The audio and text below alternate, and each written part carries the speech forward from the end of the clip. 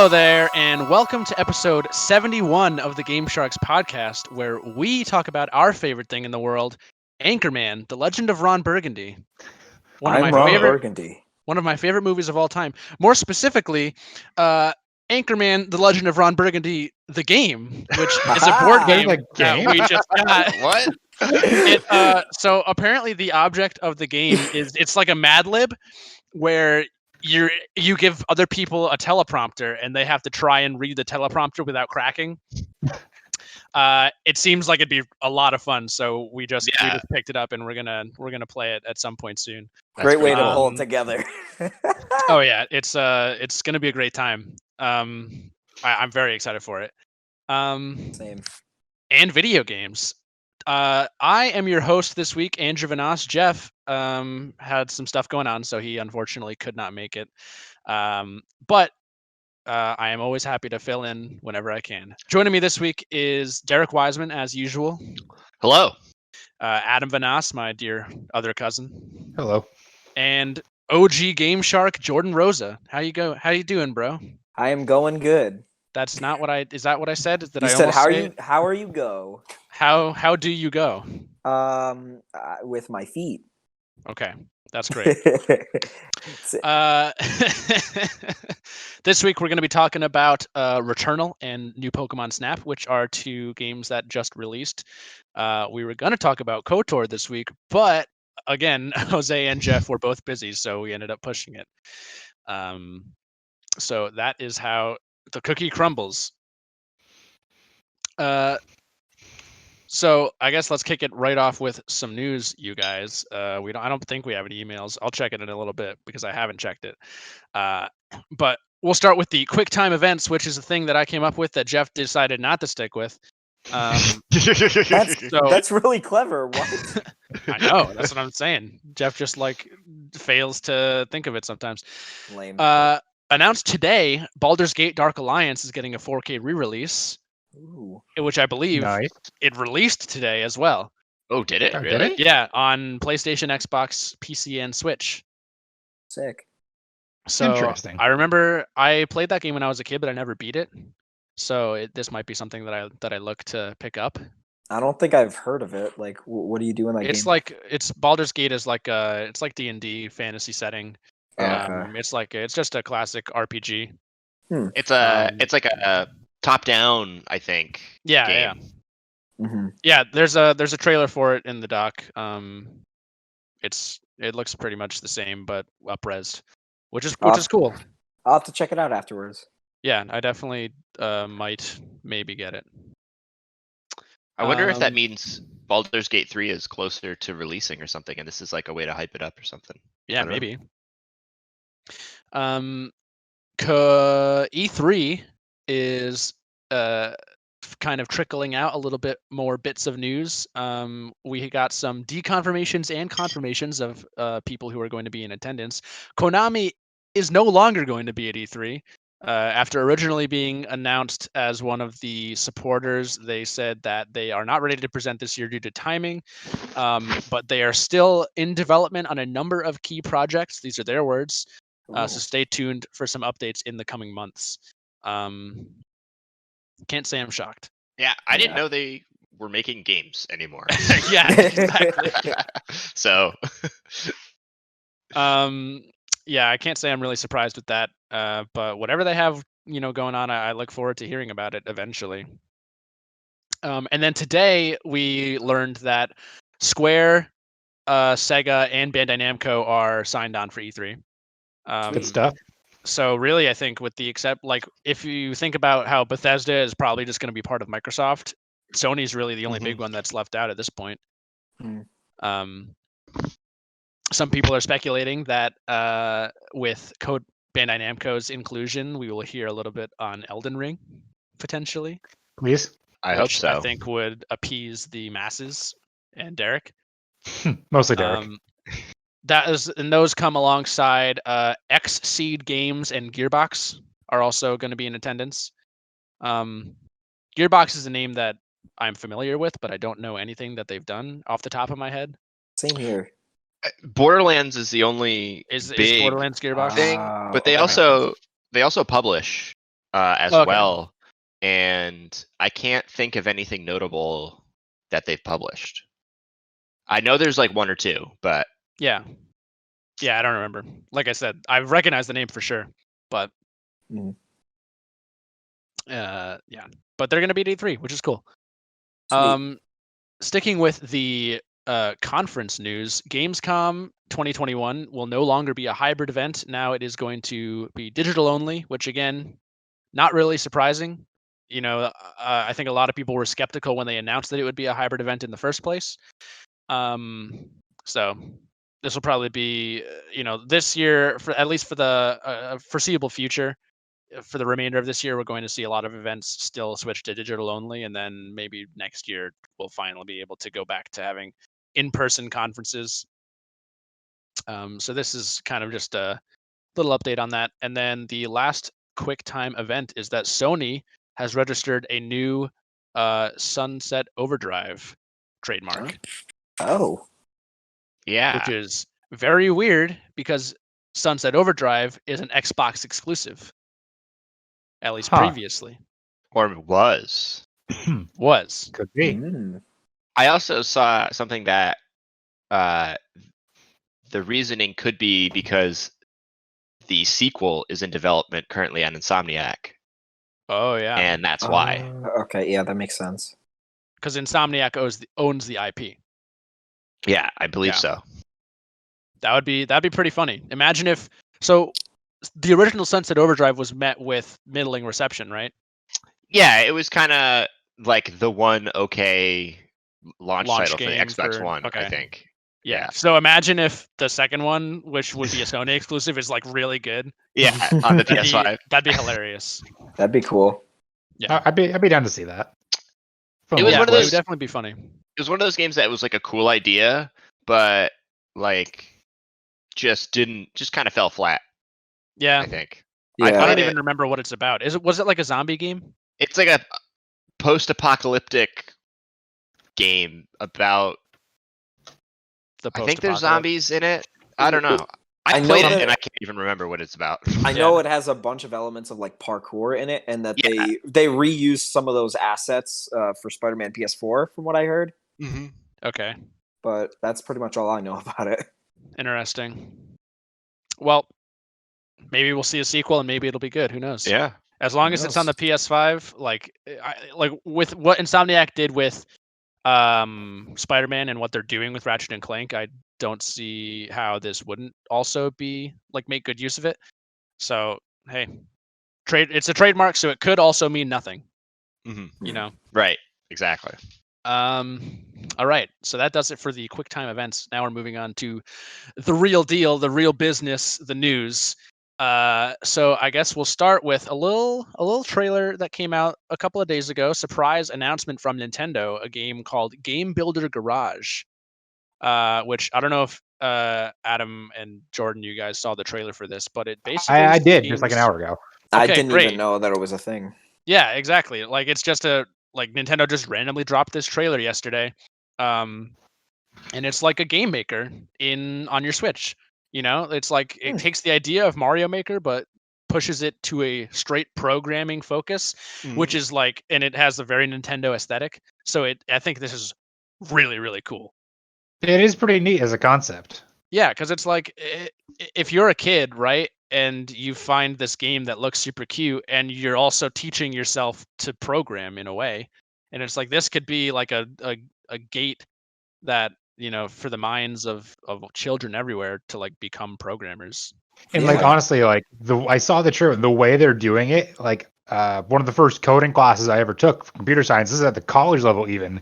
They use things very similar. They just kind of reposition all the general codes in like these multicolored blocks you can just throw in and stack with each other. So Yeah. it mimics stuff you even see in like a college level, albeit like first year level coding course.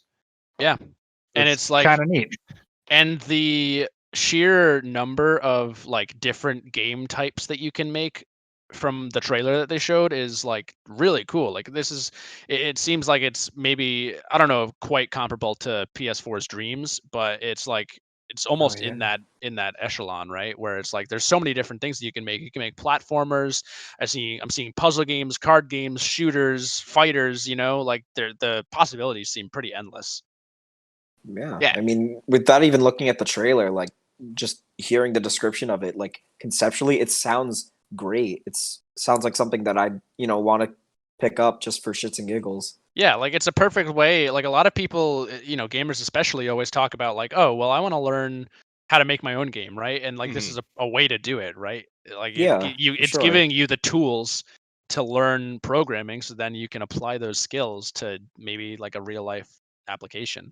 Yeah, like it won't go anywhere to like teaching you like actual code, but at least gets you the process of thinking how it works. Yeah, exactly. And it's super cute. Yeah.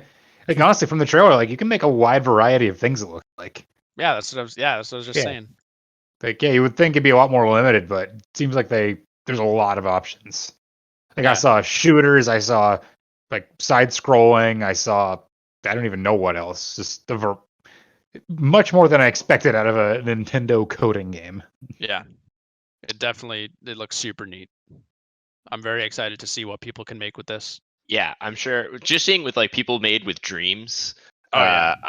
I'll be definitely curious to see what people can do with this. Yeah, and like imagine imagine a world where like even like because this is beneficial for multiple parties, right? Like you have kids who can learn programming and get into it through that regard, but then you also have adults who can maybe use the system to their advantage and like maybe get hired by people like hey, you made this awesome game in Game Builder, do you want to work for us? Right, yeah.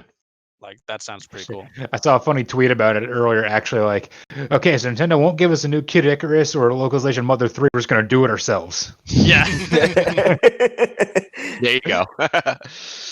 I mean, Terry Crews said, "Give us localized Mother 3." So, which is like the strangest thing I've seen all week. I thought that was fake or like something. Somebody 100% thought that was a shit post. No, Terry Crews is legit.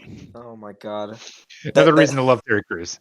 That's like when somebody like told the voice of like Eddie from Ed and Eddie to say localized Mother 3. It's just so surreal. Did they? Yeah. Did they say it? Yeah, it was really funny. That's great. So yeah, this looks really cool. I'm excited to see what the future holds for it. Same here. But that's probably the cheeriest bit of news that we have today, because the rest of it is kind of bleak by comparison. So I guess we'll start with the earliest bit, which was I think pretty shortly after we ended the podcast last week. The entire, like almost the entire teams at Toys for Bob, the studio who worked on the Spyro Reignited trilogy and Crash 4, has been let go by Activision Blizzard. And this is followed up by a more recent story in that Activision plans to triple the size of their COD teams. Oh, come on. And Jordan's initial reactions to this are pretty spot on, because it's like, what the fuck? Like, yeah, they confirmed through a couple employees that they had been let go, and it just sucks, man. It's just a bunch of bullshit, man. Like Activision is definitely the company that we love to hate. Yeah. Oh yeah. Because it's like how, like I don't even see this like really increasing the quality of their Call of Duty games either. Like, no. Like I feel like a lot of them are gonna have to work on Warzone, right? Yeah, and that's what happened with Toys for Bob, is they got moved to develop the next season of Warzone. Yeah. So like all the people who are left are, and I think it's just like developers. I think the people who got let go were like artists and probably like QA people and stuff like that. Because I think there's still a small amount left. But yeah, they just got moved to like, so people just either quit or had already gotten let go. Like, yeah, that sucks. But it definitely sounds like, what was the thing I had read that the development for the whatever this year's game is just like awful. So it's just like all hands on deck. Like every internal studio that isn't working on a Blizzard thing is now working on Call of Duty in some fashion. And right. Like I would hate to be one of those developers that's like maybe you're working on your passion project by working on like a new Crash or something, Yeah. and then all of a sudden it's like actually you're gonna work on Call of Duty, and you're just like, oh, Oh, yeah. great. Like I'm Yeah, sure the people that's who fun. work for Sledgehammer, who work for Treyarch, who work for Infinity Ward, like they want to work on Call of Duty. They like that's why they join those teams. But Yes. all these other studios, like I feel like that sucks. Yeah, Yeah, and the most disheartening part about it is like the Reignited trilogy and Crash 4 are really good. They They are. really like, are. I've And, played through like all three, or yeah, I've played through like all three Spyro games, and they're like really good. Those were like my introduction to the Spyro games, and And Crash 4 is the best Crash game yeah, Right. like ever and made. It's great. Like they were really doing something like different while also trying to be faithful to the original three Crash games. Yeah, the passion, it's like Derek said, the passion was clear for those projects, and now they're just pulling the talent to work on fucking Call of Duty, which Yeah. I understand is the big moneymaker. But at the same time, it's like you're making money whether those games were shit or not. So Yeah. like, why not let your people make like, these more special games? It's like I just don't get it. I mean, I do get it, but at the same time, why? Yeah, maybe it's like Derek said, they're just trying to quell whatever raging trash fire the game currently is. Yeah, I mean that must speak a lot of bounds for this year's Call of Duty, right? Yeah. If they have to triple their development size. I mean, it's weird to think about, but right now they probably have this year's Call of Duty in development, next year's Call of Duty in development, and the year after that's Call of Duty in pre-production. So it's like they have to support all three of those teams, Yeah. while also like fixing whatever dumpster fire this year's is. Yeah, it's like it's gonna be what, like the next Modern Warfare, the next Black Ops, and whatever else they're doing. Yeah, this year's it's supposedly a World War II. It's a sequel to World War II. Yes, but it's like the alternate history one where it's like, what if World War II never ended? Yeah, right? that's what the rumors are. And then next year is Yeah. supposed to be Modern Warfare 2, and then the year after that is supposed to be Treyarch, I think. But it's just a complete mess. You mean Modern Warfare 2, but the sequel to the new Modern Warfare? Yeah, Modern Warfare 2 2022. We'll call it. What the fuck, dude? That's too many twos for me. And supposedly there's also Modern Warfare 3 remastered that's being developed as well. Just because Of course there is. Why not? Why? Because I guess a lot of people like Modern Warfare 3. Dude, everybody, it's all the same for the most. Like, I mean, maybe not all the same, but like for the most part, like it's Call of Duty, it's the same. Right. Man, it's just ridiculous. I think Call of Duty is like the perfect example of if it ain't broke, don't fix it. But it is broke though. But it's been broken. exactly. Or just keep fixing it until it is broken. Yeah. What? Just keep breaking it until it fixes itself. That must be the leap in logic that they're doing. That's the way I rationalize a lot of things in my head. Like, this thing is fine. Someone comes in, this could be better. And in the process of making it quote unquote better, they actually turn it into a garbage fire. Yeah. Oh, man, this is I'm pretty sad about this. But apparently I think I hope like the people who got laid off like start their own studio and make like a ukulele trans adjacent game. Right? Yeah. Where it's like not Crash Bandicoot, but kind of Crash Bandicoot. Yeah. You know, like I think that would be a nice way to wrap it up. But man, Activision sucks. Yeah. That's all I have to say about that. Activision is stinky. Speaking of companies that suck, the head of the Stadia project, John Justice, has left Google. Wow. So that's more Stadia representatives leaving the company. Doesn't really speak well for Stadia.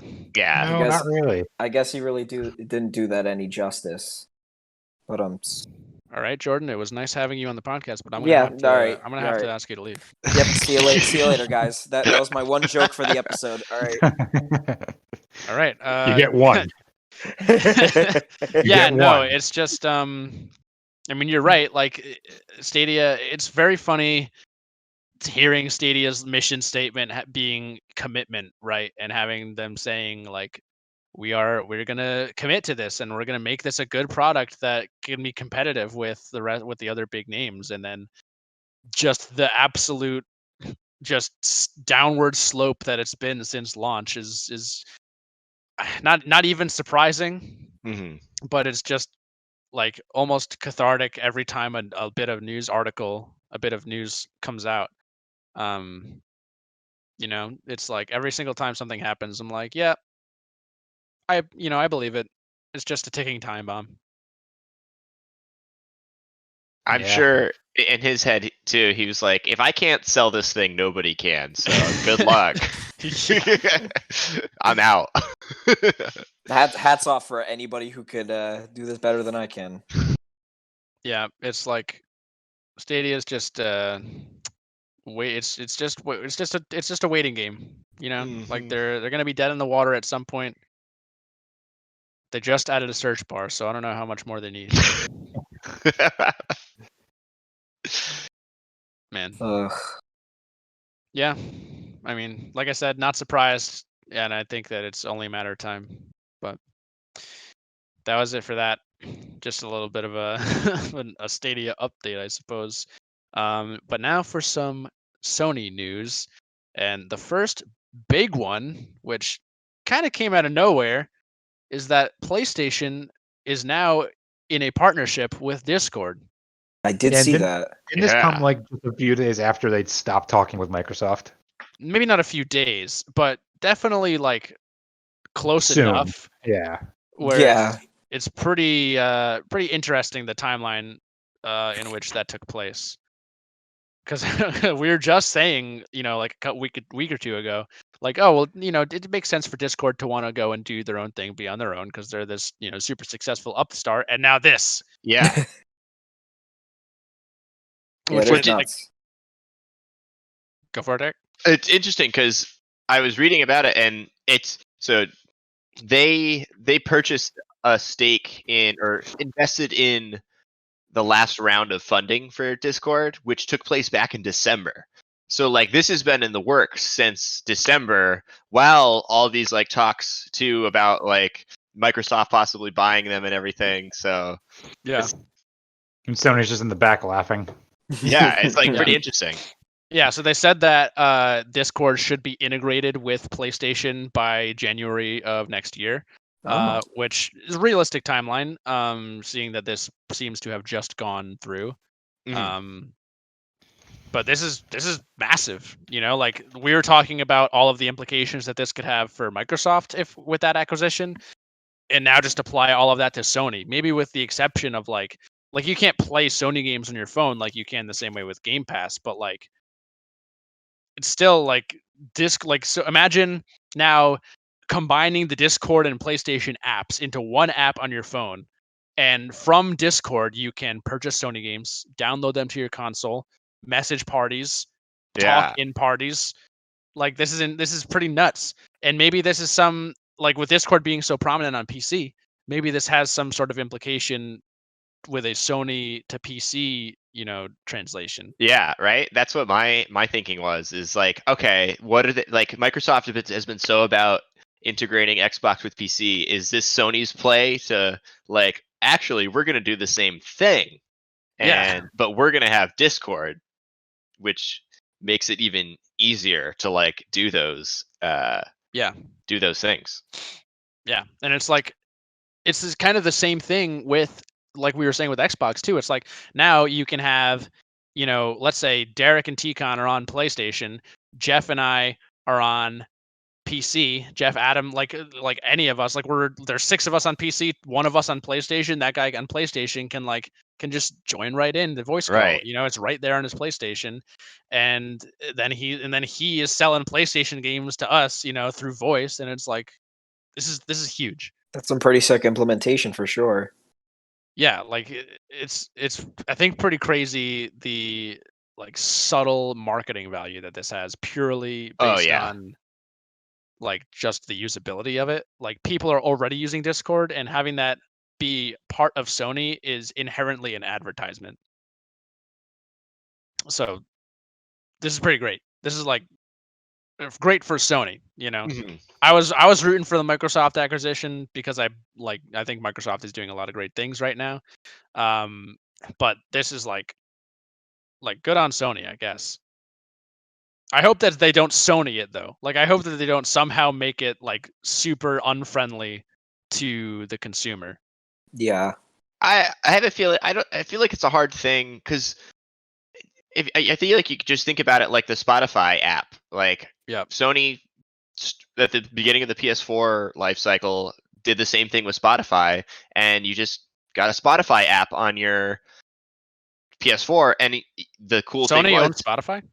no, I think they just invested in it. Like Oh, okay. same thing as Discord. They invested and built a partnership, but eventually, over Oh, so time, that's all this is. This isn't like Discord is not owned by Sony now. no, they just No. So invested. I It's- misinterpreted then. Yeah, no, it's just that they invested a small portion and then now they're partnering. So over time, basically what we'll see is we'll probably see a Discord app pop up, and then like every update, something new. Like with Spotify, it was like, oh, actually, if you press the home button now, you can change your song or you can select a song, and it's like, oh, if you press the home button, you can switch what channel you're in. You can, do this, do that. Like that's basically how I see this going. It's just the Okay. Discord app will be added, and then over time there'll be integration within the OS of home. And that, imagine with the PS5, this is a perfect example. You press the home button, and in those cards is like, oh, hey, there's a bunch of people in this Discord channel that I am a part of. Let me Yeah. hop in there. Like that's it. And That's like, cool. and I already like the social features on the PlayStation 5, so just making that a part of Discord is going to be great. Like Oh, yeah. if you can It maybe makes like sense. you can, what if you stream Sony games to your friends on Discord so your people Mhm. on PC can watch you play games on your PlayStation, and like maybe like what if you can even share games through Discord? That would seem maybe a little far fetched, but the possibilities are there. Right. Yeah, definitely. The possibilities are definitely there. Yeah, this is pretty exciting news for Sony fans. But I think oh, actually no, I forgot about the one last bit of Sony news, which is that they are facing a lawsuit over their digital store practices. This is kind of what I meant by them Sonying it, Mhm. Oh. because this is where Sony is a dick. But basically, Sony is facing a lawsuit for the unlawful monopoly of restricting purchases of PlayStation games to its in-house store, consumers claimed. And so this is basically Sony is limiting the amount of games that get sold in retail stores compared to their online stores, which like forces people to spend more money on their PlayStation games because they're harder to find, at sales. Yeah. Derek, I know you probably know a lot more about this than I do. So it's not specifically that like they're limiting you to purchase it from the PlayStation Store. It's that they're limiting digital games. I guess I don't know. I think they started doing it at the beginning of this. Like it was recently that they did this. Is to buy a digital PlayStation game, you could only buy it on the PlayStation Store, as opposed to like getting a code from like Amazon or something else. And so that's what they're being. I think that's what these companies are going after PlayStation for, which is a weird thing Yeah. because it's basically it doesn't really affect the consumer in a way, because it's not like there's nothing stopping us from like buying PlayStation credits from other stores, like whatever. We just can't physically buy a game code. And the reason they do this is because typically there are game sites that this happens with Steam, is that they buy these codes in bulk, and then they undercut the price and sell them for extremely cheap, and it's a very shady practice. It's been happening with like Steam keys forever. I want to say it happens with like PlayStation, and like it might even happen with like Nintendo and Xbox online games, like download games as well. But it's basically they're like, well, no, we're not going to let that happen. Like, we'll just if you want to buy it online, you got to buy it from our store. And now they're being sued for it. Yeah, now they're being sued for it. I'm curious to see where it goes. Because I don't know how legally you can say like I'm trying to think of like a good example. Because it's like it's digital, and that's where it gets all fuzzy. Mm-hmm. Like if I want to buy a Walmart branded shoe, I gotta go to Walmart for it. I can't go to I can't go to Best Buy and buy the Walmart shoe. I gotta go to Walmart. So why should I be able to buy the PlayStation digital code at another store? You know, like it makes sense the physical version because there's no physical PlayStation store. Yeah. Like what would stop Apple from just making you can only buy our product in the Apple, like Tesla, you can only buy a Tesla at a Tesla branded retailer. You can't, there's no dealerships, there's nothing like they face a lot of backlash for that. So it's a weird space. We're probably not going to find out for like 2 years what the outcome of this is. I guess the consumers who brought up the lawsuit, basically their big problem is that Sony is charging significantly higher prices for their downloadable games on their stores compared to their physical counterparts in retail markets. And so I guess they give a metric. People end up paying as much as 175% more for downloadable games than the same ones on disc. So yeah, that's where they're going with it. It's a weird, because Sony doesn't set the price of a physical retail disc. They just sell it to the store. Exactly. It's a very weird, there's a weird gray area there. I'm really curious to see what comes out of this. Yeah, definitely, definitely pretty weird. Although, I don't know if this is related or not, but on the side of this here article, it says, I don't know what any of these numbers mean, but I see Amazon and Walmart with green arrows pointing up and Sony with a red arrow pointing down. So I believe that means they're something about their stock prices. Their stock price went down. I don't know, Derek. You tell me. Like I said, I don't know what the numbers mean. It's really confused. It's also in yen. It went down. It went down 185 yen. Yeah, so it makes it look even worse. Anyway, yeah. So that is definitely pretty weird, and we'll see where that really goes. Derek, did you want to touch on the Microsoft Apple case, the Epic Apple case? Because Microsoft, through that, they had to release a bunch of details about like Microsoft Store stuff, right? And there was a lot of redacted. Yeah, there's a lot of weird stuff, and I feel like I'm waiting for like the summary article, because it feels like every day there's like some piece of evidence that comes up.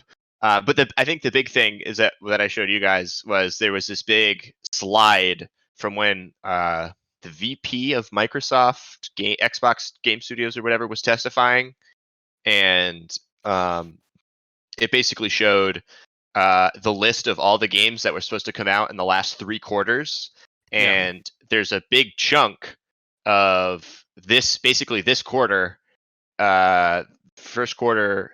I guess we're almost out of first quarter 2021 actually, but anyway, there's just a big chunk of games that were supposed to come out that were delayed, but they're all redacted. Yeah, and so the thinking is, because Halo Infinite is in shows for November, but we know that was delayed. So clearly this is an old document from before it was delayed. So what are these games that they can't show us? Is it because are they redacted because they haven't been announced yet, or is it because they just didn't release? Did they not redact Halo because it's their own property and they can get away with not redacting it? It's it's a weird thing. So there's even a game that was supposed to come out. It looked like it was supposed to come out in the summer, of 2020 that was redacted that clearly got pushed out, and we have no idea what it is. It's really exciting because maybe there's like a lot more on the horizon than we initially thought, especially just for Microsoft specifically. And like, if you take this same, I think, idea and apply it to Nintendo and Sony, maybe there's just a lot more that we don't know about. You know, it's pretty exciting. I think E3 this year is going to be big. Yeah, I'm hoping. I hope so. So we need to get boneheads and watch it. I think the craziest thing is, while E3 could be huge because like all these games that got delayed, they had to at some point, if they're supposed to come out last year, early this year, they had to have built like trailers out or everything. So are we just gonna get like trailers for all these games that just aren't coming out this year and are all coming out next year? Well, I mean, something. I could see them even being like this releases this summer or like later this year, right? Because if they were supposed to release a year ago, you know, like they have to be close to done. That's what. We don't know. Like, how many games were close to being done in March of 2020? I don't know if we'll ever know the answer to that. That were 6 months away from release. Yeah. Like, we have no idea. Yeah. Very true. And we saw what happened. Maybe this is also telling, setting, and Cyberpunk set the example of what not to do in this scenario, because, Cyberpunk got pushed back, and eventually they said, okay, ship it, and look what happened. So these redacted games not getting shipped is a good thing, right? For everybody. So yeah, I'm definitely curious to see the ramifications of that development. Is there just going to be like an amazing AAA released every week in 2022? Yeah, right. Like, so we're not going to have enough time. That would be so crazy. Like, if like 2021 or 2022 is going to be like one of the best years in video games, period. Because imagine if this year we got God of War 2, Breath of the Wild 2, Hollow Knight Silk Song, Horizon Forbidden West. What game just came out? Returnal's pretty good. We'll get to that later. Resident Evil 8 comes out tomorrow. Yeah. That's tomorrow. Elden Ring. Yeah. Dude, good stuff. Good E3 could be very spicy this year. Oh yeah. Could be. I'm waiting for the spice. We got like a month, right, boys? Yeah, just about. Yeah. Hell just yeah. About. I'm ready. But my body is ready. My body is also ready. But that is all we have for news this week. So with that, we're gonna move on to games we've been playing that are not named Returnal or Pokemon Snap. Does anybody have any? Adam, we will start with you. So, with the recent blessing of the PS4 you've given me, I started up The Last of Us. Ooh, nice. Oh, nice. Nice. Started playing that for the. Did you cry? A little bit. Yeah. It was a little emotional in the beginning. Heavy beginning. Yeah. Like, oh shit. Yeah, it's crazy. So I'm not incredibly far. I'm at the scene where, so spoilers, where they find out Ellie got bit. Uh-huh. So it's not incredibly far into the game, but you guys have also said it's not a super long game. No, not really. So yeah, just playing that. It's good. It's real good. Oh yeah. Definitely.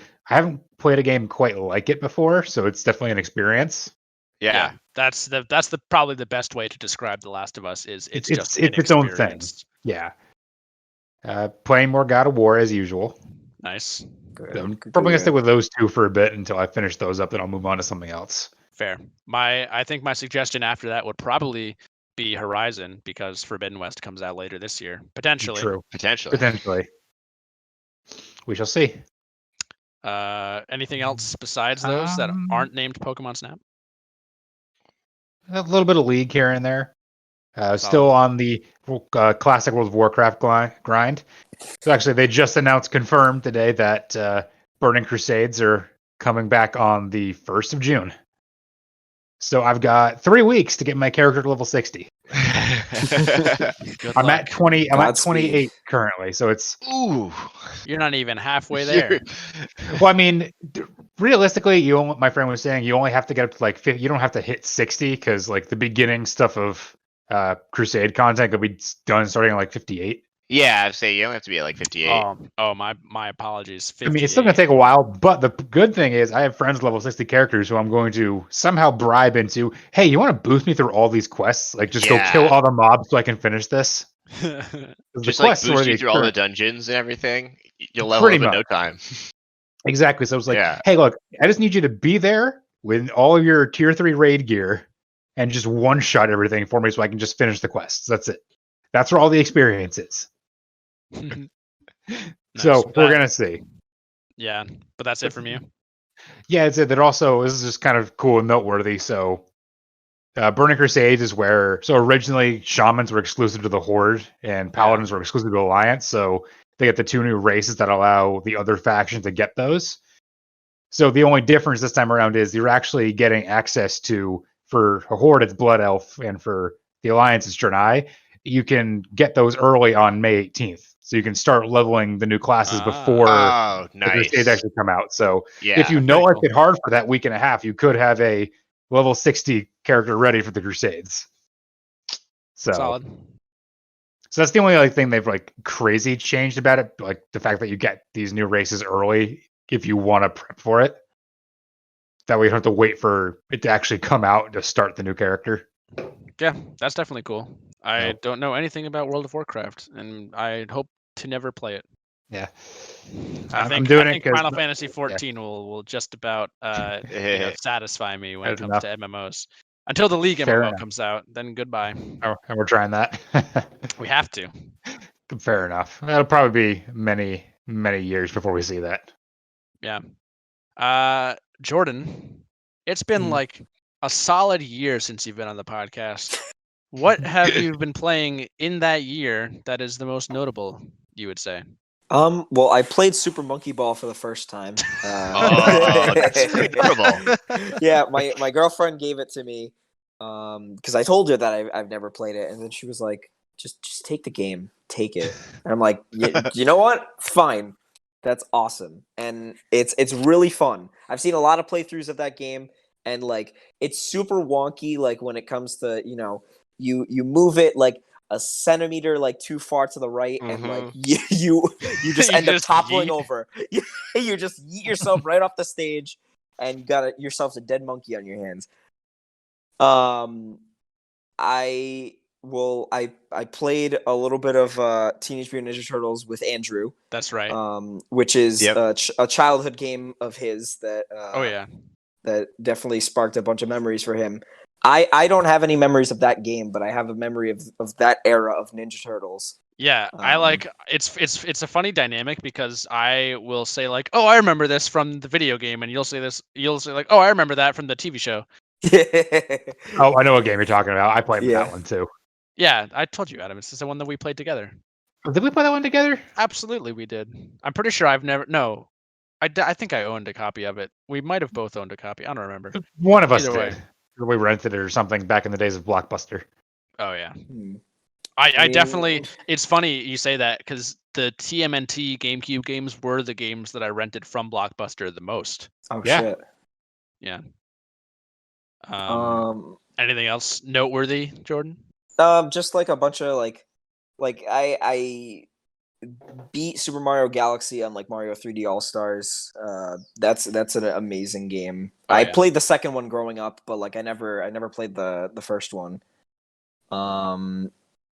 Did you beat all three of the All Star games? No. I still No? got Sunshine, but I already have a file on my GameCube, so I was Right. gonna play it there. Which one would you Um, say is the best one? That's a tough one. I feel like I'd say Mario Galaxy. Yeah, that's probably the correct answer. Yeah. Yeah. Mario Galaxy's really good. Yeah. Real good.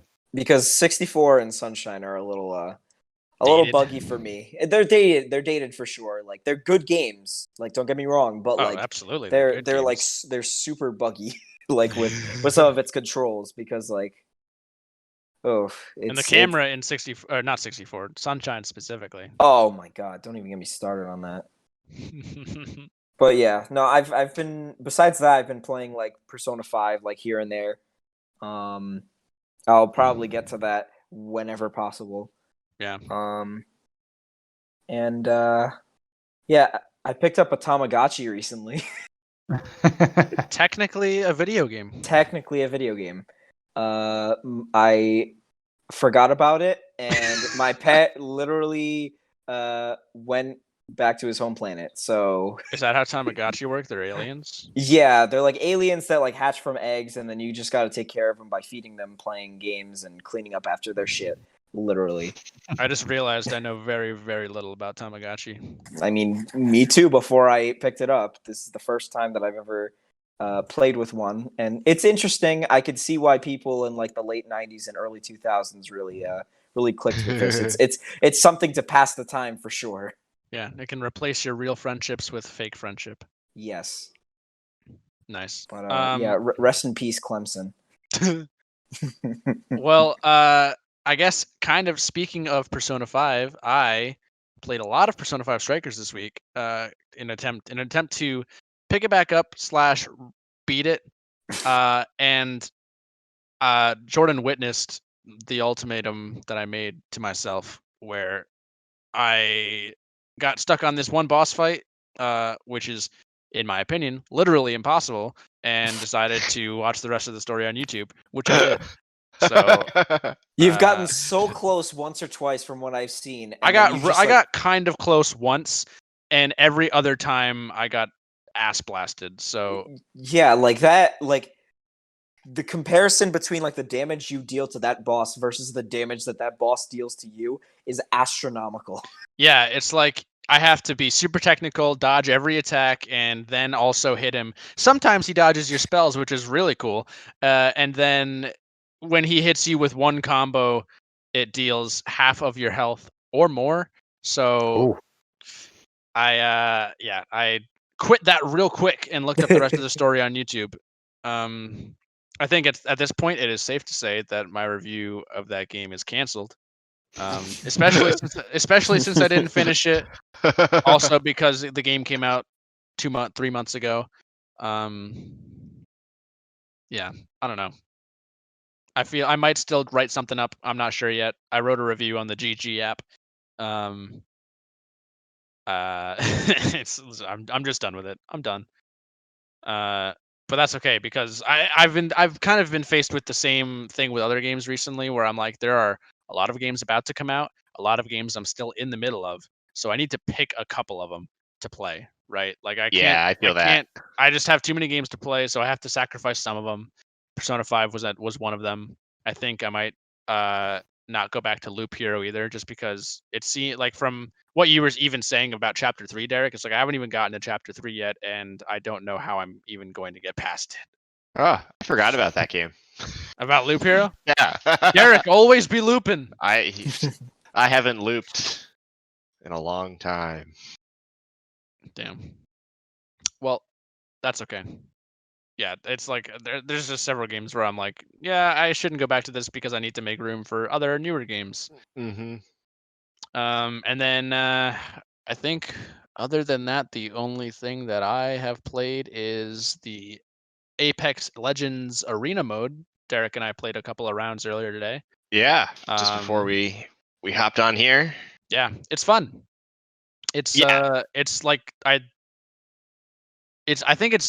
like it better than Valorant or what's the other one? CS:GO. CS:GO. Because I guess I don't know how it is in CS:GO, but in this game, it seems you can buy like a really wide variety of weapons from the first round. Right? Yeah. Like it's shorter by comparison because in Valorant you need to win like 11 rounds to win, but in this you only need to win 3.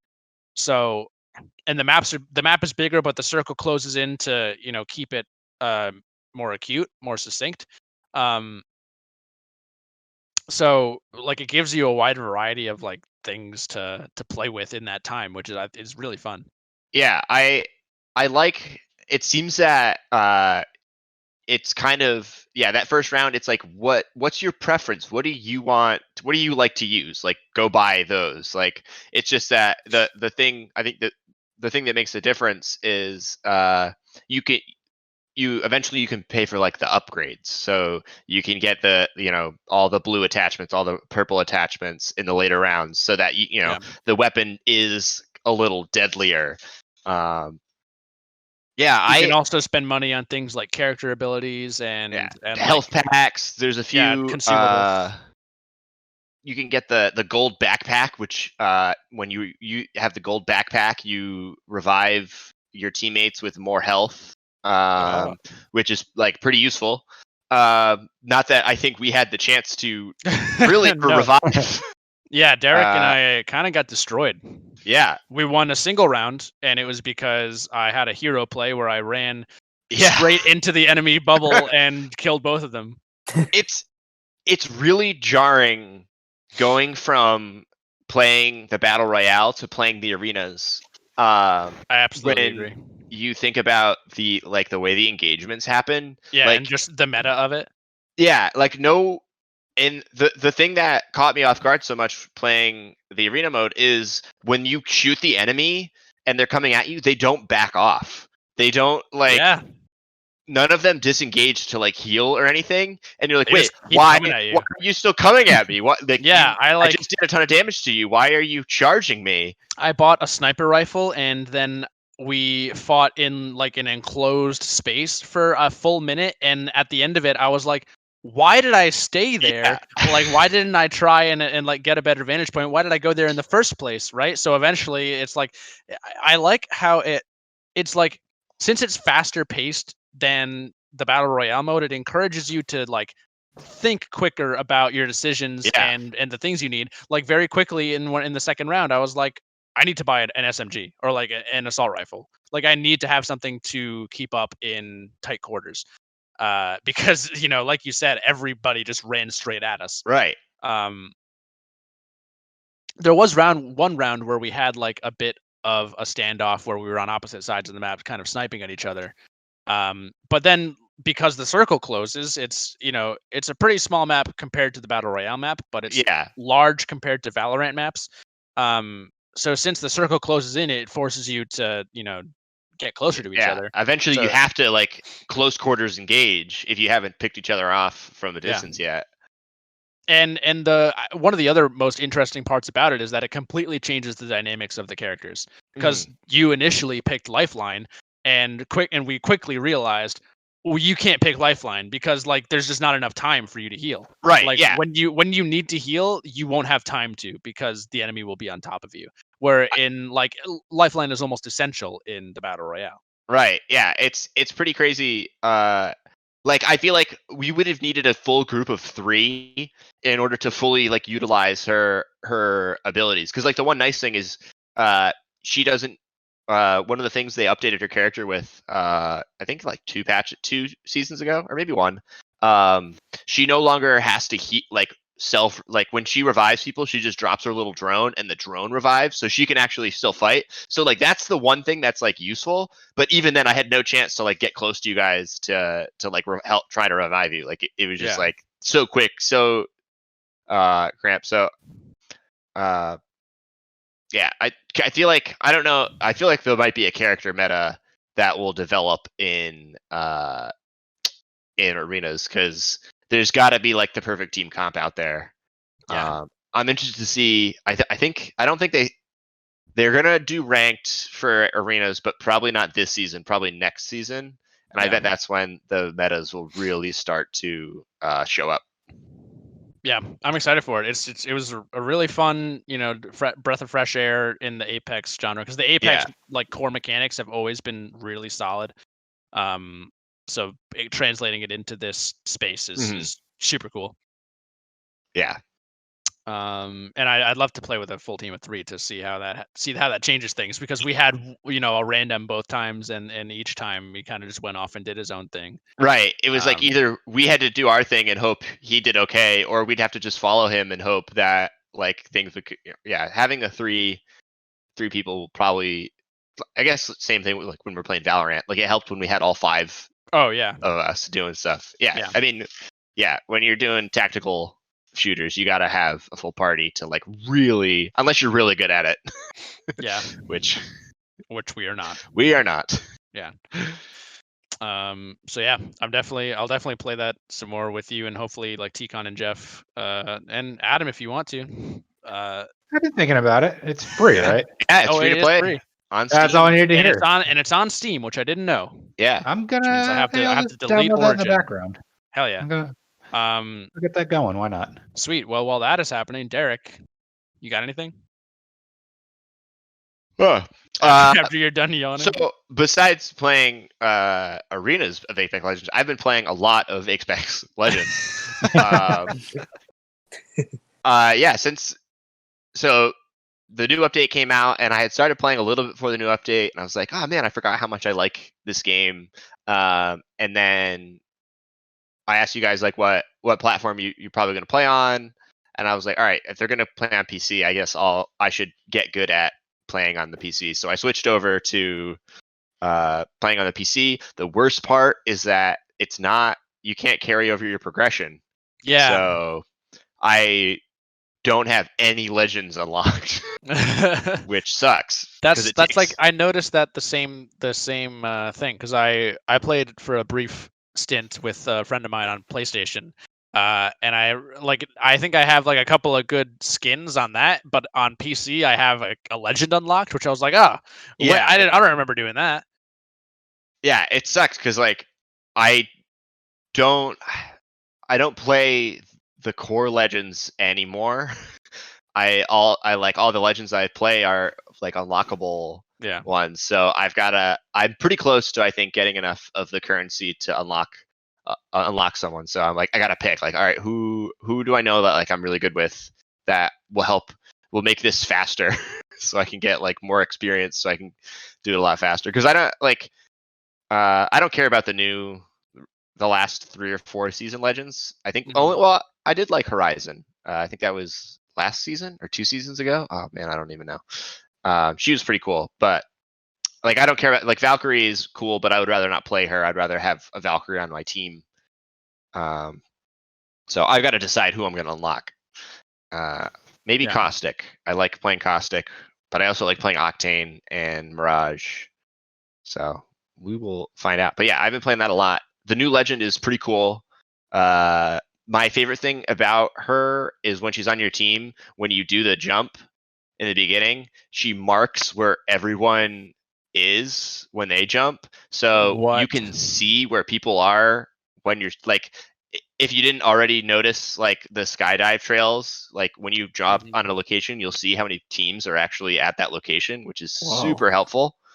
And then that's like her ultimate as well, is she launches in the air with everyone else, like with your 2 squad mates with her, and she does the same thing. She marks where everybody is in like that location. So she's like another recon legend or whatever. But she also has pretty good mobility, which I've like spectated a few people who've been playing her, and it's pretty crazy how quickly they are able to like move around the map with her jump jets. So I feel like she's gonna be pretty good for a little bit, but I don't think she's like overpowered, because you can shoot her out of the air pretty easily. But she just it's having an escape mechanism like Pathfinder's grapple hook thing is kind of useful. I don't think I'll ever play her though. I'm not good at movement. Yeah, who needs movement when you can just shoot people? Right. But other than that, I've been playing more Bravely Default too. Oh, nice. Just chipping away. Yeah. Any closer significantly to beating it? Yeah, I got to the next chapter, which I got to this really weird part of the game.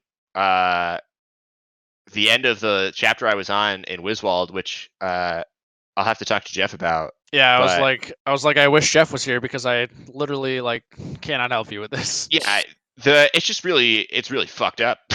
Oh. The character, the final boss, literally paints with the blood of people. And it's kind of like the game is kind of like a cutesy, like not too dark up until that point, and then it just took a real weird turn. Wow. In that chapter. So I don't know if that's what Jeff was talking about when he like said the game took a weird turn for him at some point, like 10 podcasts ago. But so I'll have to ask him about that when I see him later this week. For sure. Because I was like, what the fuck? Like, this is kind of fucked up. But yeah, I'm still picking away at that game. Probably for the next like month. I think I'm halfway done. Nice. Yeah, but that's it. Besides the big two. Yeah. All right. Well, in that case, if that's everything from everyone, then we are gonna take a quick break. I gotta pee real bad. Me too. Ditto. Dibs in the bathroom. Fuck! All right. All right. We'll be back. Shit! I forgot they were in the same house. Damn it for being so freaking fast! I'll be back. I'm starting Yeah. to get tired. I need some tea or something. I'm gonna get it.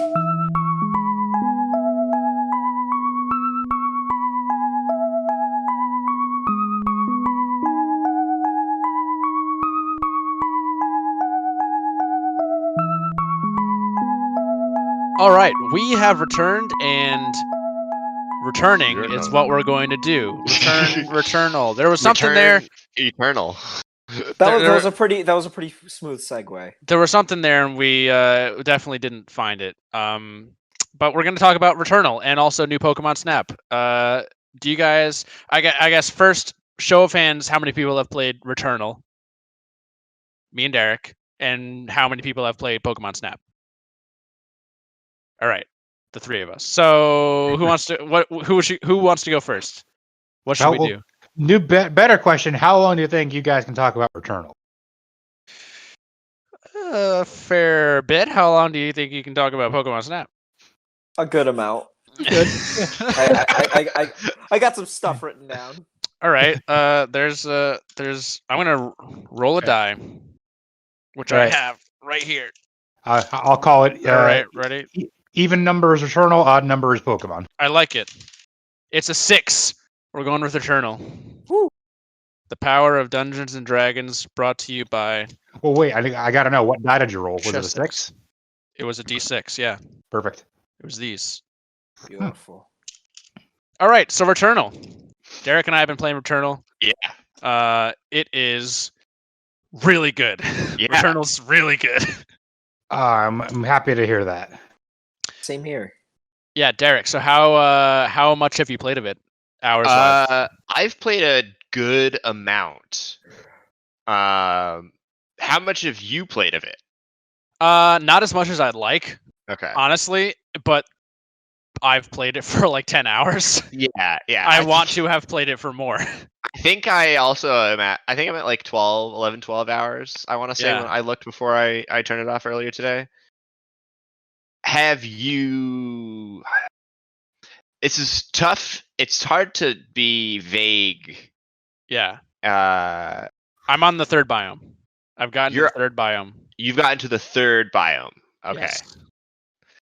Have you gotten to the boss of the third biome? No. So you've only been in the. So you've done the. What's the second boss's name? Is it like Ikara? I don't remember. Yeah. But either way, yeah, that's how I'm at the third biome. Are you also in the third biome? I am beyond that, I guess. Okay. Is the answer. All right. Okay. Yeah. Well, so now I have to. I was having a lot of trouble with this game. Really? Yeah. I could not get a run going at all. I want to say I got to the second biome like 2 or 3 times total. And I don't know. I kept just dying a lot because I was playing dumb. Yeah. I find the same thing for myself. I was like hyper focused on like, when am I getting the next upgrade? When am I getting the next upgrade? And not like focusing on like my like building a like picking or like making good decisions and like making sure I have a weapon that I like using and like having a run go well. So I kept like just dying randomly because I was just like, all of a sudden I got into a fight and my health started going down and I just couldn't fight my way out of it. But today I finally had a good run and it just kept going. Like Really? it didn't stop. and I was like, that's kind of how I whoa. went too. Like it's like the first time you have a really good run and you like are still playing smart, then it carries you for a while. Yeah, Because that time that I like got to the third biome, it was my first attempt at fighting the second biome's boss, and I beat it on my first try, and then got a decent way through the third biome before I made a stupid decision and did like the challenge room and died. yeah. That's what usually would happen to me. Is I'd be like, yeah, I have enough health to beat this, and then Yeah. nope, dead. Yeah, no, the game is pretty difficult. Yeah, it definitely has. You have to be good at like multitasking, Yes. which is not something I am always good at in a video game. Yeah, there's a lot you have to keep track of, because there's position of your enemies, projectiles that you might not even be able to see, your cooldowns, Yeah, your like ammo count, and then there's a lot of like micro mechanics in this game that are like really satisfying to master, but also very high barrier to entry. Right, like the overload, I think it's called, when it's basically a mechanic where when your gun is reloading, there is a window on the reload bar. The reload bar will fill up, and that's when it'll reload. So the reload bar is red, but then there's this one window on the bar where it'll turn yellow, and if you hit the fire button during that window, it automatically instantly reloads, and yeah, you don't and have you to get wait like the a rest of the time. bonus. I think I don't know. Do you? I don't know if you get bonus damage or Maybe it's only something. when you have adrenaline. Maybe only when you have adrenaline. Because I know there's artifacts that give you even more effects when you hit the overload. Yeah.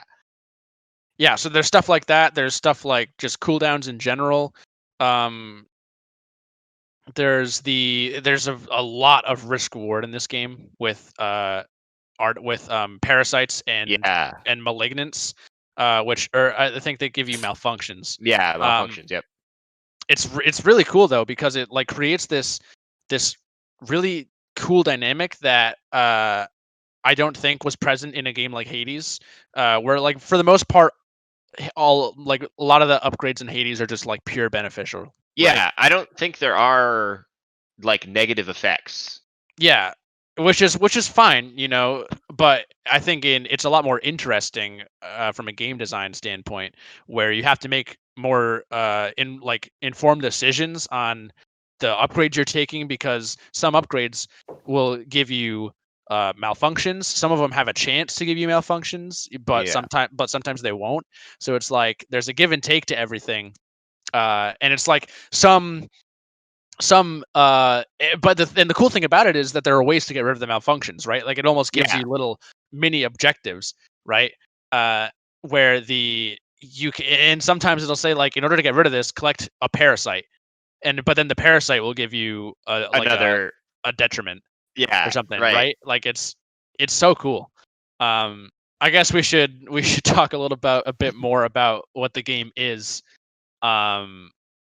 It's basically a third-person shooter roguelike, which we knew, Yeah. with a time loop mechanic. With a little Metroidvania-esque exploration in Yeah, it, I would because say. I would definitely agree with that, because you'll notice there are things that are like clearly visible in the first biome that you can't access. Yeah. There are barriers that you can't get past. There's like these things in the air where you're thinking like, well, maybe I can use a grappling hook or something to get to that, but I don't Yeah. have a grappling hook. There's things underwater, but you can't. If you go in the water, you Die immediately die or take Well, damage. you take damage and respawn. It's interesting. Yeah, and so it plays. I think, you know, disregarding Hades, it's the most interesting gameplay to story dynamic that a roguelike has ever had. Hades did it so beautifully well, but this is like the next best, right? Like I haven't experienced the full story, so I really can't say how well they've done it entirely, but so far it's really, really cool, because there's the house too. Yeah. There's like some elements of Metroidvania, there's some elements of a horror game, because like the house is so PT-esque. The house portion is very creepy. It's a very well directed horror segment. Yeah. And I would say the game kind of is a horror game. In a way, yeah. It like story-wise, it's kind of like a psychological horror-esque story in the way like the character is basically trapped in this like segment, and she keeps finding like, so the story basically plays out in like audio recordings that you find of From her yourself. past selves, yeah. Yeah. Which Well, is like, that's the thing, is it's past or future selves. You really don't yeah, know. and that's the thing that's the only really like confusing part about the game for me is like I don't know the continuity of it, but it's like it's weird because there is a lack of clarity on the continuity, but your character, like the Celine that you play as, retains memory and information, like from what it Right. seems. So that's the only part I don't get. It's like, how is it that there are multiple selves of Celine, but this one is retaining knowledge, right? Like that's the only thing that's really not getting me about the story. Yeah, that's that. And does it make any more sense? Essentially, I don't really know. I haven't gotten far enough. Yeah, because so I just basically got to like the next point in the story, Uh-huh. and it definitely, like, that's where it's like I really have no idea what's going on, uh, and that's, I think, what's so cool about this game, is unlike Hades. Hades tells its story through its characters. Yep. Like, But this game focuses so much on isolation. right. There are no other characters in this game for you to interact with. It's just Celine interacting with herself. And so there's no other perspective to what's going on. Like, the cool thing about Hades is you see this perspective of Hades himself and like the gods looking on Zagreus and what he's doing. And so there's a lot of cool information you collect. But with this, it's that different genre of storytelling where it's just like, yeah, you're isolated. You the player only know as much as the The main character, protagonist. and there's Yeah. no one else out there to tell you more. It's all up to you to play, you the player, to figure out what's going on. Yeah. It very, I think, is reminiscent of the storytelling, you could say, in Outer Wilds, where it's up to you. You have to figure out what's going on if you want to know the story. Like, there's nobody that's going to Yeah. tell you what's going on. You have to go find the stuff. You got to go explore the world. Yeah, the looter narrative is very well done. Yeah, in this game. Yeah, it's cool for just yeah. I've been thinking a lot about Hades in my head, because that was like the roguelite. That was like, this is the greatest roguelite ever with all its storytelling and everything. And then like playing this and like seeing a different way to do it Mm-hmm. in a really cool way, I think. Yeah. Yeah. I'm liking it a lot. I don't know how long it is. Me neither. I think I heard some talk about they're like, in order to roll credits, it takes like maybe 18 to 20 hours. Yeah, that's okay. But That's what you I heard as can, well. but you want, like, the game incentivizes you to keep playing after that because there's also like a secret ending. Yeah.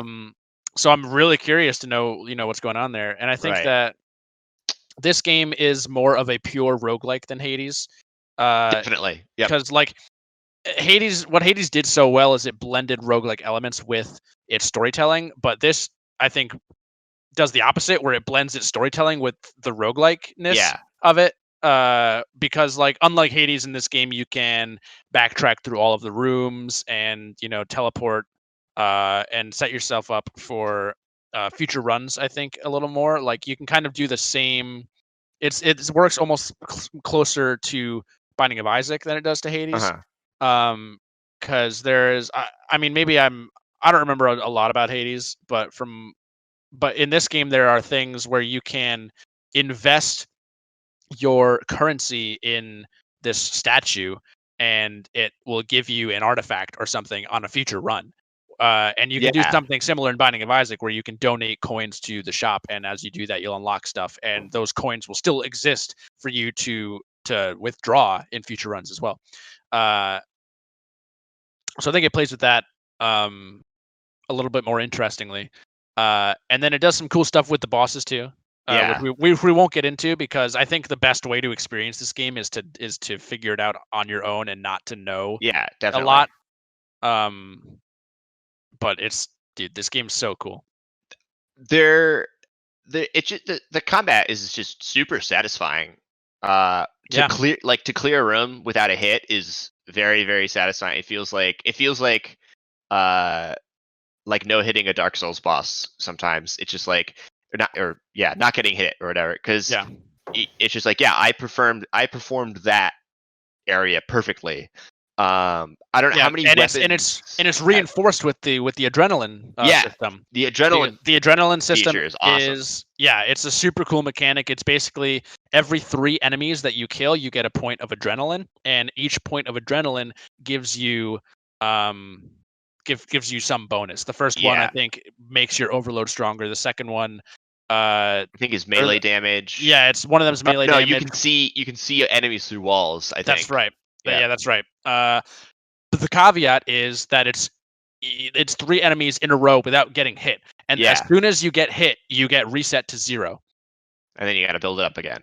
Yeah. So it's like it rewards smart play and avoiding damage. And it's a really cool mechanic. It goes the alt fires are really cool too. Yeah. I think the weapon variety is surprisingly unique. As you progress through the game, you get more and more weapon types. Because originally you start with what? Just a pistol, a shotgun, and an SMG. Yeah, right. It's kind of like a carbine, assault rifle kind of thing. Yeah. Yeah, and as you progress, you get more. But each weapon, the more you use it, gains different traits, and there's so many different alt fires and different effects that each gun can have. And it's such a cool. There's a lot of surprising depth to it. Yeah, the run that I did really well on, I got the the one that's like basically it's like a machine gun. It's got tons and tons of bullets. Yeah. And I got traits that made it do damage over time. Like it caused like a bleeding effect. And it also, I think, bullets ricocheted when you hit an enemy. The bullet then ricocheted to another enemy, and it just like melted all the for a good section of the game. I was just melting every no matter how tough the enemy, I was just melting it in seconds. And then eventually got to a point where the enemies got harder, and it was no longer. I had to pick up a new weapon, but it was just some of the combat what eventually you start. You know what you're looking for. You know what you want. Yeah, and that's the most important thing about it is the learning curve. And this game's learning curve is ridiculously satisfying. It's like at the beginning you'll probably get frustrated, right? It is a difficult game, but the more you learn, the more you master it, the better you get. It's just that much more satisfying to play. Yeah. And the other criticism that people throw around is the length of the runs themselves, which it alleviates a little bit as you progress through the story, in ways that we won't get into because, again, it's better to experience it on your own. But I mean, I come from I think it's tough because everybody's point of comparison is Hades. But I know that runs of games like Binding of Isaac, Risk of Rain can easily take 30 to 45 minutes sometimes. Right. Yeah. Right. Like Hades is often billed as the roguelike for people who don't like roguelikes. Correct. And where I think more traditional roguelike fans will be fine with the length of the runs of this game. It's a time investment to keep going.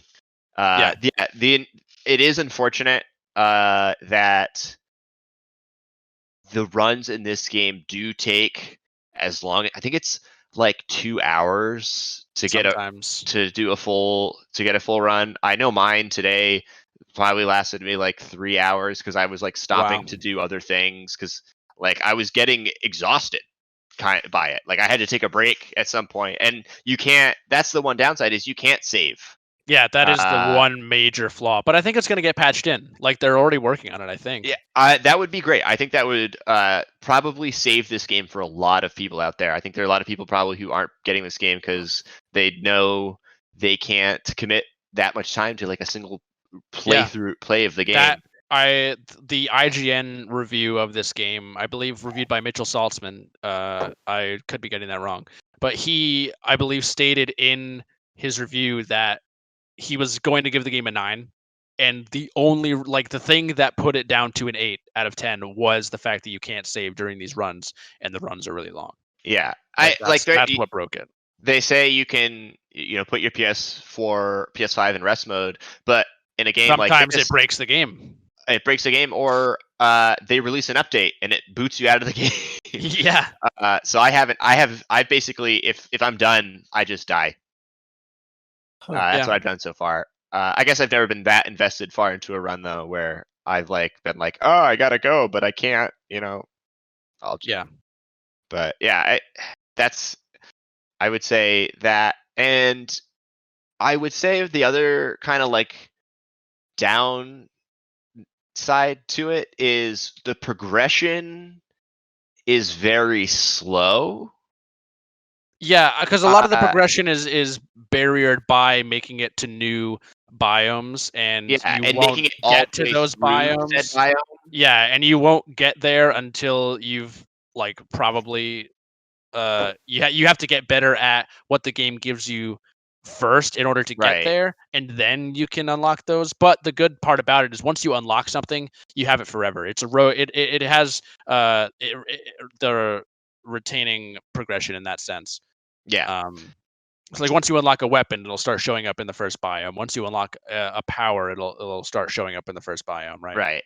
Yeah. That is very, very nice. Because I know at one point I was starting to get frustrated because I kept having to run through that first area over and over and over again, and it was like, yep, okay, I know in this room it's this encounter, and this room da da da, and it was like, I just want to get to the next place, and the one thing is you have to deal with the kind of RNG of the layout of the map, where who knows how many rooms you might have to go through before you can get to the part that lets you get to the next biome. If you're like me and you keep just going down the side corridors because for some reason the Metroidvania inside you won't let go, and you just need to explore every inch of the map you've already explored every inch of. Yeah. Well, that's the thing about it is yeah. Because it's more of a pure roguelike, you can encounter the boss door in your first room. Right. So, it maybe sure, you can try it, but it also might be worth your time to explore the rest of it and see what upgrades you can find. And I think that's the tricky part about it is that in order to have a successful run, you need to make the run an hour long. Right. You need to invest the time into it, and that which isn't a problem for me because every time I play this game, I'm so immersed. This game is so immersive, right? Easily the best use of the DualSense, barring Astro's Playroom. Yeah. By any game, it's uncanny. The coolest part about it, in my opinion, is the alt fire trigger, the left trigger. Basically, so because of the adaptive triggers, if you hold down the left trigger halfway, that's your regular fire. That's how you that's how you zoom in and fire your weapon. And then when you hold it down all the way, that's when it activates your alt fire. So there's two settings on one button that completely changes what you're doing in the game, which is so cool. And then going along the same line of thinking with the alt fire, the rumble, I almost said HG rumble, the haptic feedback, when your alt fire is off cooldown, when it comes off cooldown, and is ready to use, there is a specific audio cue, a specific visual cue, and the controller rumbles in a very specific way. So the game is using 3 different senses to indicate how the game or something in the game is ready, which is it's so cool. And in a game where you're focused on dodging, you're multitasking, it's to hear that swoop, whatever noise Yeah, it makes. or It's just like, to oh shit, feel it, okay. right? Yeah, to It's feel. like in some know. capacity, what just happened, Yeah. even if you're not able to like see it. Yeah, Right. you don't have to take your eyes off whatever you're shooting, whatever you're dodging to check. Oh, is my thing charged? No, like, oh, yep, I've got it now. Let's, let me use it. Whatever. Yeah. Yeah. I hope we can do like a full spoiler cast of this game. I would love that. If Jeff is ever able to sit down and really dive into it, because Yeah, Jeff. I mean, it might not be for a while because Yeah. Jeff told me today he likely will not start this until after Resident Evil. yeah, So which is understandable. I know absolutely understandable. They came out a week apart.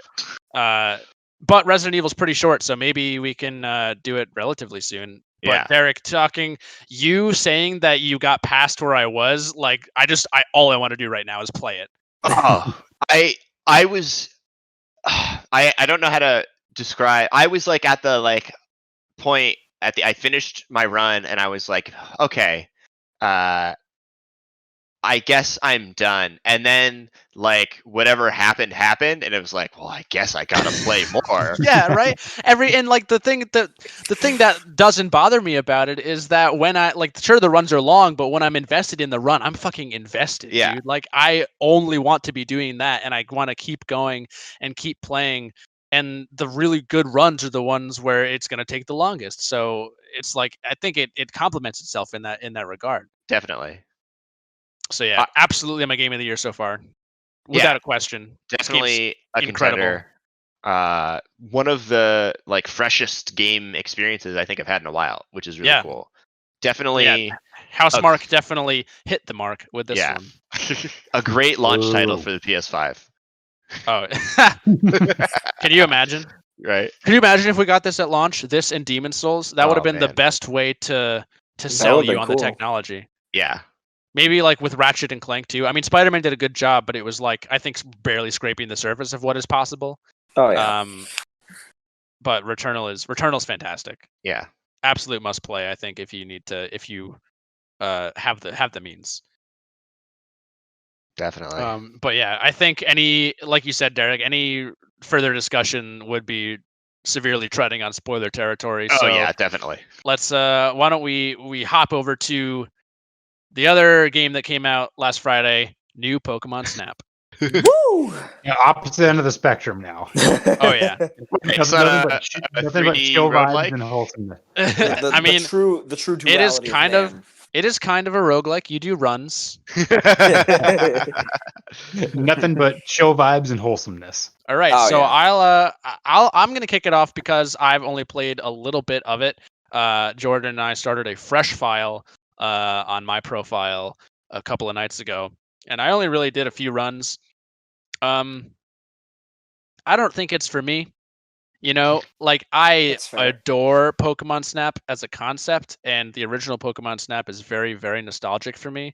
Playing through it, discovering its secrets, taking real cool pictures of Pokemon. I quote that game all the fucking time. Just that It's you were true. close all the time. all the time.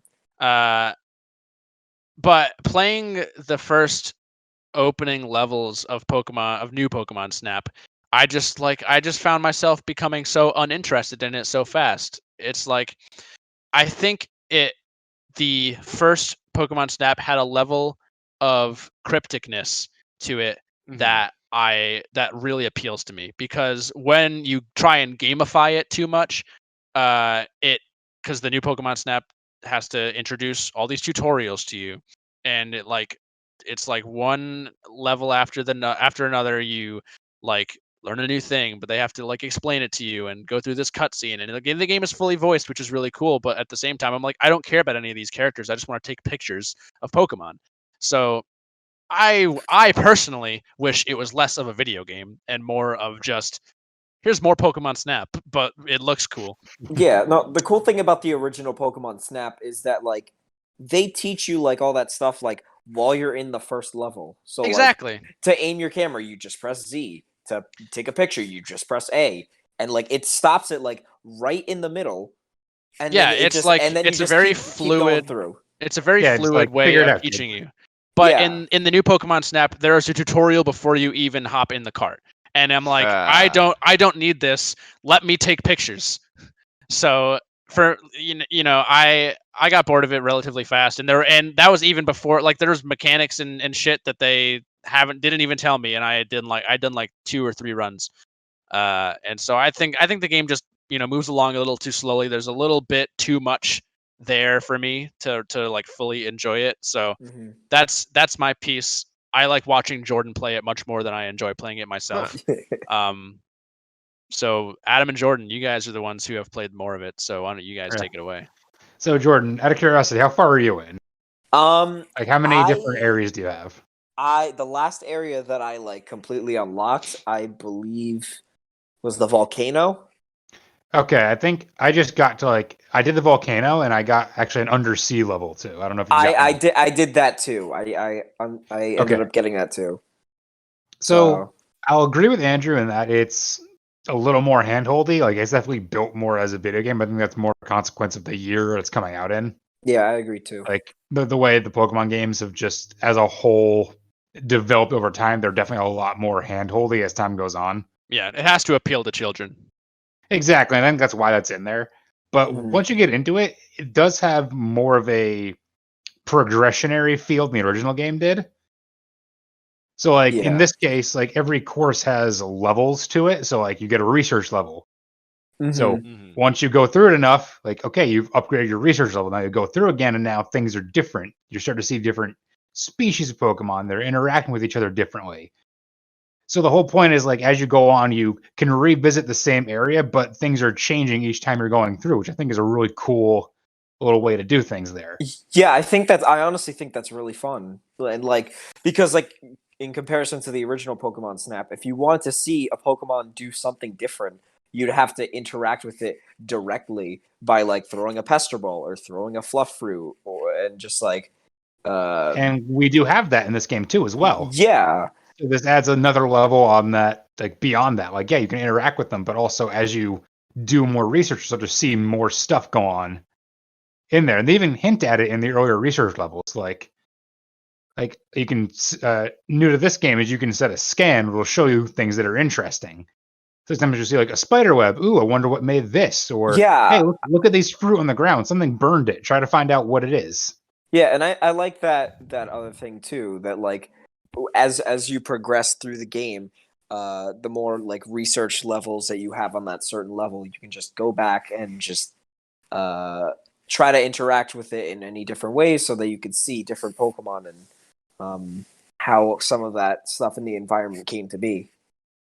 It feels See, more like it's in like active evolving ecosystem in this, which is a kind of cool way to put it. It's what you want out of a game full of like adorable like mythical creatures. Like, don't just put them somewhere, have them interact with each other. yeah, Yeah. and I think that it's definitely cool that they made it more of a game where you can progress. But the thing that I liked so much about the original is that once you're given all of the tools, which doesn't take super long. I think after No. the first few levels they give you everything you need. Uh Yeah. that, like, once you have those tools, then it's the world is your oyster, and it's up to you to figure out the secrets in the areas you've already seen. It's like there was a playground mystery aspect to each of the levels where it's like, well, if you use the Pester Ball on this Pokemon, or if you throw apples at this Pokemon, or take this picture at this particular time, then something different happens. And I like that uh more, because the ball was in my court so early, instead of this where it does have to teach you things, and then make you progress and do the levels over and over and over, and like it quantifies it, which It does, and that is one of my Yeah. bigger complaints about it. The fact that sometimes you have to do the same thing over and over to hit the next level. Right. And even then, there's yeah also the slight problem of like, so there's the gimmick here is that there's like this Illumina effect, which happens at Yeah. night, but you also get a throwable item that'll activate it for you. Yeah. But there's a different type of Illumina for each island. So before you unlock, you have to photograph the event happening in one of the courses. And in some of them, it's only happening in one spot, so you have to figure out where it is. Yeah. And I kind of struggled with that a little bit when it came to trying to find one of the crystal blooms. I think it was in like the sand level. Like I was like, Yeah, like where do I find this? But then it's only the sand level was the worst one because it only happens at night, I so you hate have to be on the sand. nighttime course. Well, like you can pick. It's not like physical night. It's like you can pick. Are you doing this in the day or the night? Mhm. There's also a day-night cycle to each course, which is kind of cool. So you get different Yeah, behavior based on and that. I noticed that super fast too. After I had decided that I would rather watch Jordan play it, Jordan played the next level, which was like grassy plain night, and then there was an entirely separate research level for the nighttime, and I was Yeah. like, why? I was like, why? Yeah. Just Little why are they unnecessary. two separate levels? Just make it cohesive, make it one thing. Because that But would make sense. Right. I mean, I guess they do it just to see how different Pokemon like react differently at night sure, too. because I don't and know. I understand why it's there. I just really would prefer if it was the old way, you know. Yeah. Oh, well, it's not the same as when it was when I was a kid, therefore it's bad, you know. Yeah, Yeah, fair enough. I'm not saying it's bad. That was just But continue.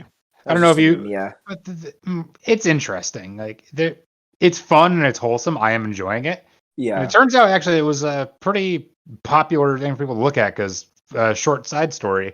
I went with both my roommates to go get this. So we showed up to the GameStop in Coventry, only to find out like we got the only 3 copies physically they had left in stock. Oh And wow. while we were there, someone called and asked if they had any. Oh my god. Wow. So Whoa. like evidently So, people are looking for Actually, this. we This is, like, just sold out. yeah, and it's like they told me, Well, like they didn't get that many physical copies. Like aside from what was built for pre-order, they got maybe like 20. wow. wow. But evidently, it was still something people were trying to find, which is, I didn't think it was going to be that much hype. But even the Oh guys at yeah, dude. I GameStop mean, we were talking to said they were stoked to go home and play because of the nostalgia. So I think that's a lot of the driving force behind this one. yeah, I mean, Pokemon is a, media giant, so it makes sense that not only would fans of old be looking forward to this, but also new Pokemon fans who maybe haven't played the original Pokemon Snap are like, Yeah. this is a cool game where you take fun pictures of Pokemon. Mhm. My only other problem with it, I would say, but this is the grading system, but this is also kind of in the original game, so it's not really a complaint, but more more of just an observation about Pokemon Snap as a whole. Uh, but the grading system does not make sense. It's so like I don't understand how they give out points sometimes. Sometimes the Yeah, game kind just of arbitrary. decides. Sometimes the Yeah. game decides like, oh, this just looks better, I guess. Like sometimes it's pictures that you think look better are not pictures that will score you more points. Yeah, Yeah. And for It some doesn't reason. it doesn't make any sense. And I think that also kind of carries over from the original Pokemon Snap in some elements. Like, because yes, if you take some pictures and like something cool happens here, but like something kind of cooler happens here, but it's like a little bit clearer, then you get like a lot more points.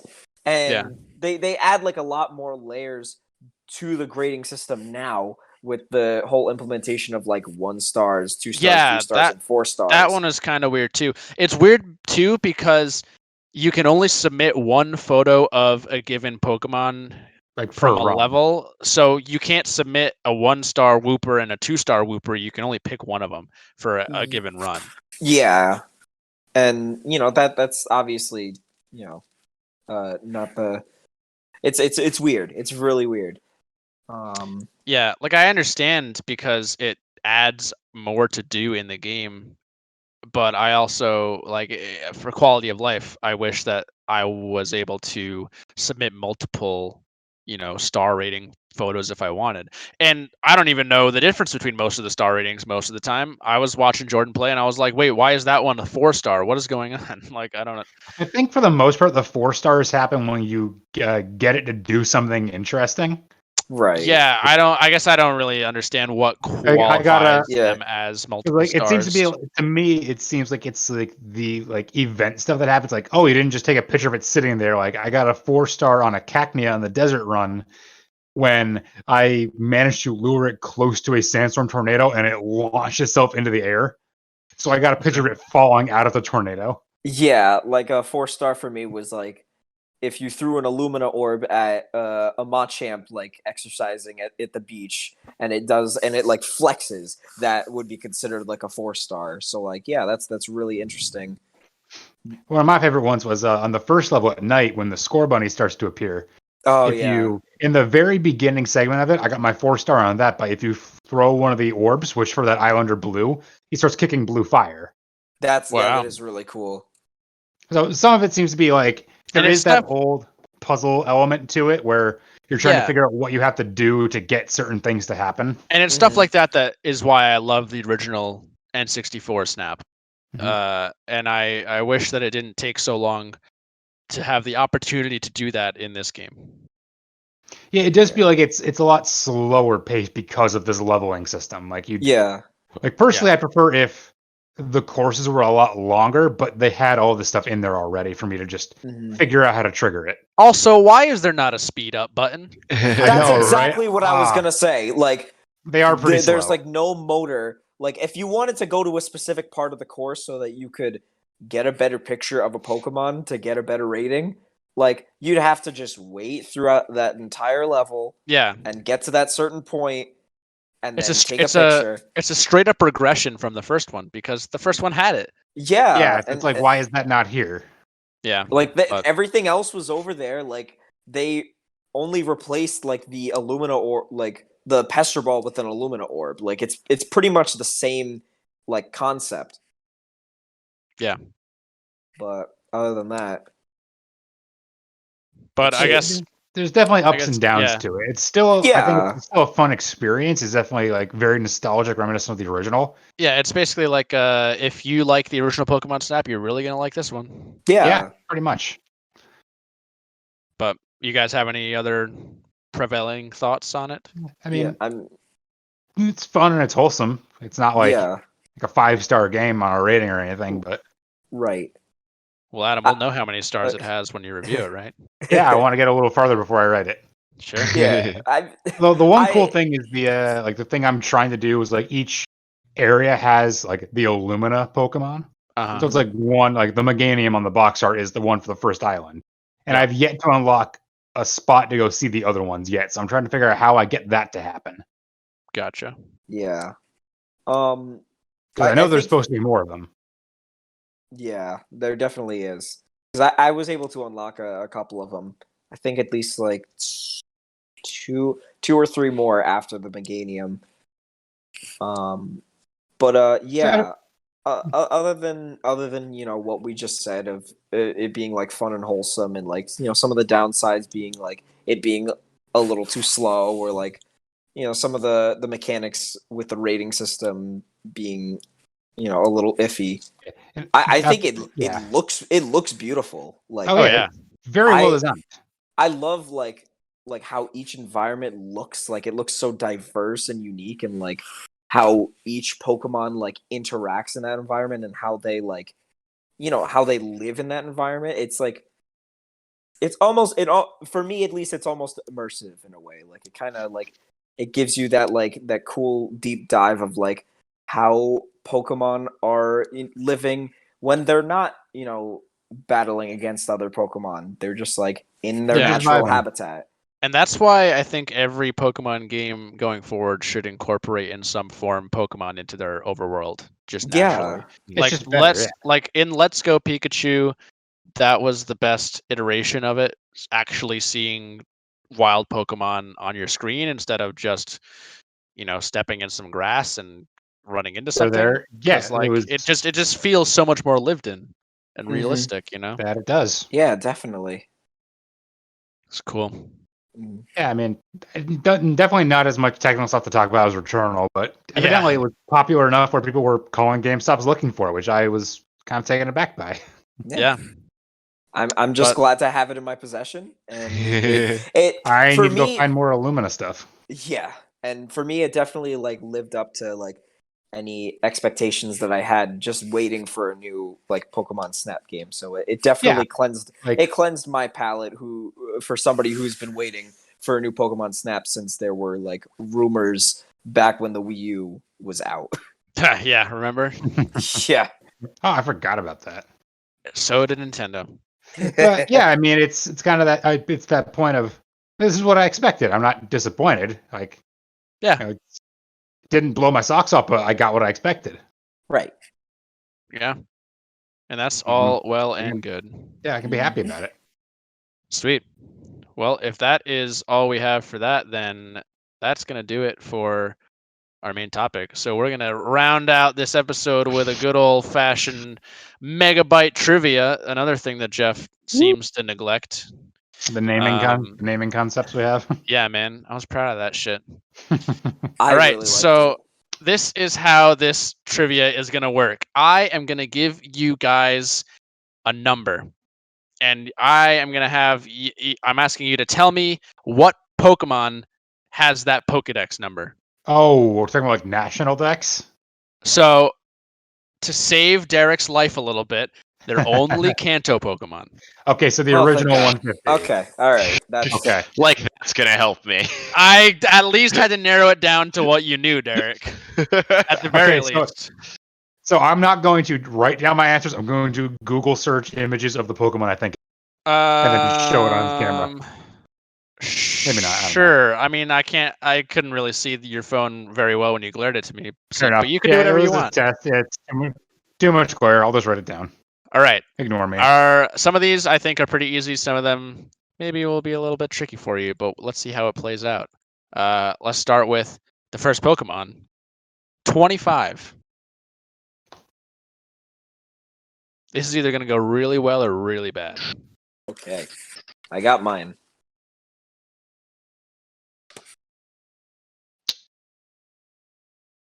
I got something. I've got mine. Okay. And for the record, I originally had KOTOR trivia for this week, but I had to do this really quick, so this is the only thing I came up with. We're going to start with Derek. Mankey. Jordan. I put Pikachu. Adam. It is in fact Pikachu. It is Pikachu. Damn. You can't You even. were Yeah, close. Derek. Can't Now you even can't guess. even guess Pikachu for the rest of Can't them. even guess Pikachu. I Okay. knew you were going to start with Pikachu. All right, Adam and Jordan with 1 point. Moving on to number 2, 150.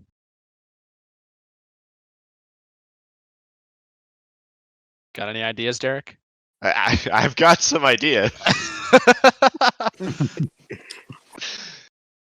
Oh boy, you guys, let me know when you are when you're all I'm all set. set.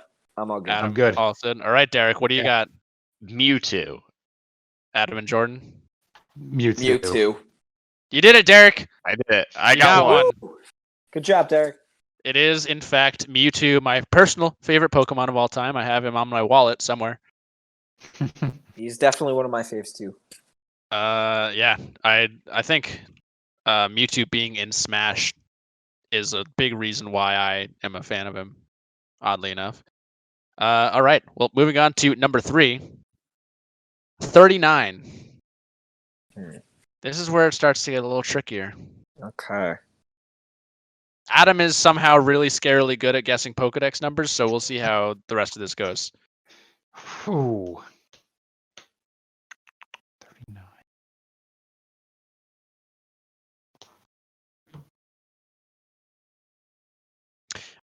I'll give you guys a hint in that all of the Pokemon I chose are not like most of them are like some of the more talked about or easily recognizable out of the 150. Oh. None of them are like really oddball ones, I guess. That makes sense. Sure. I mean, Like I wouldn't Mankey. Like Mankey, yeah. Hey, I love Mankey. Don't you diss Mankey? All right, but Mankey isn't really that culturally relevant. I guess not. Okay. All right, you guys all got something? I Yeah. got something. All right, Derek. Meowth. Jordan. You know what's weird? I also put down Meowth. Adam. I put down Vulpix. Ooh, no, it is Jigglypuff. Damn. Oh, Jigglypuff. Should have guessed that. Damn it. But she didn't. Meowth is I think the correct line of thinking. So Yeah, like more. I see where you're going with this. More recognition. yeah, Jigglypuff in Smash. All right, number 4, 94. 94. 94. This is an awful idea for trivia. Why did I do this? An interesting concept on paper. Is it better? Wait, what was the one Derek did? The Nintendo Direct Oh, one? God, Yeah. the Better than worst that one. at trivia least. ever. Hmm. Nintendo Direct trivia. It was a novel idea. Yeah. Hmm. Damn. Jordan, are you looking around your room for reference? I have not the closest thing I have to a reference are my Pokemon VHS tapes. they all have just Pikachu on the spine. Well, I can tell you it's not Pikachu. Damn We it. already did that. Aw. Or is it? All right. You guys all got something? Yeah. All right, Derek. Yeah, I think that's something. Give it to Star me. Jordan?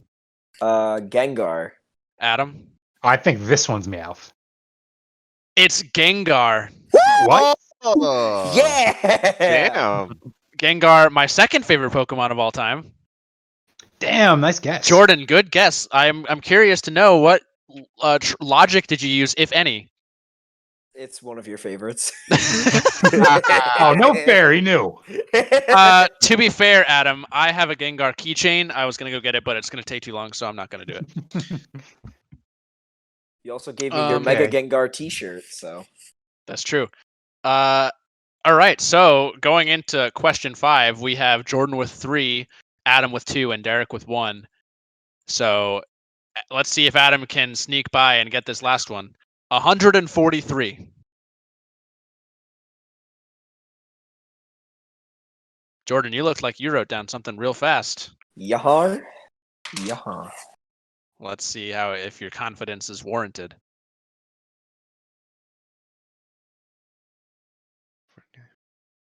Adam and Derek definitely thinking about it a lot more. Oh man, I don't remember all the numbers. Like I gotta guess. You got Scyther and Scizor real close. I got Scyther dead on. I got Scyther dead on, but that was a complete fluke. I don't know, Adam. You got really close with what was the other one? Heracross? Something like that. Yeah, I think Definitely Heracross. bug types. Ooh. All right. You need a second, Adam, or are you good? I have a guess. Okay. Yeah. All right, Derek. Zapdos. Adam. Snorlax. Jordan. Eevee. It's Snorlax. Oh. Yes, Snorlax. Oh. I can't believe Jordan, you were really confident about that. Eevee is 133. Oh, damn it. Wow. I can't believe that happened. Wow. Honestly. All right. Never mind. This trivia is the best. So now it's all tied up going into the tiebreaker. This one does not have anything to do with the what we just did. This one, I think you'll find quite fitting.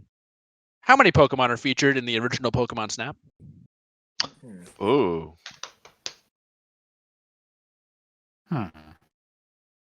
Out of the original 151, how many Pokemon can you take pictures of? 87.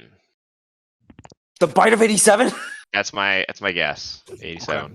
Derek is mathematically eliminated, but good try.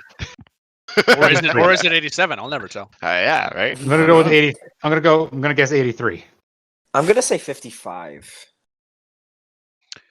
The correct answer is 63, which makes Jordan the winner by virtue of math. Yeah, There you damn. go. That was a close By one. Jordan.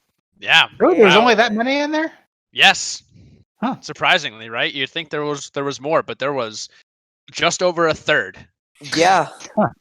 Interesting. And that makes Jordan the winner of the Megabyte Trivia. My very first Megabyte Trivia win. I feel. Yeah, I mean, it's also out of like 4, so. Yeah. Yeah. They still got better odds. Still have a better stat record than I do. That's 25%.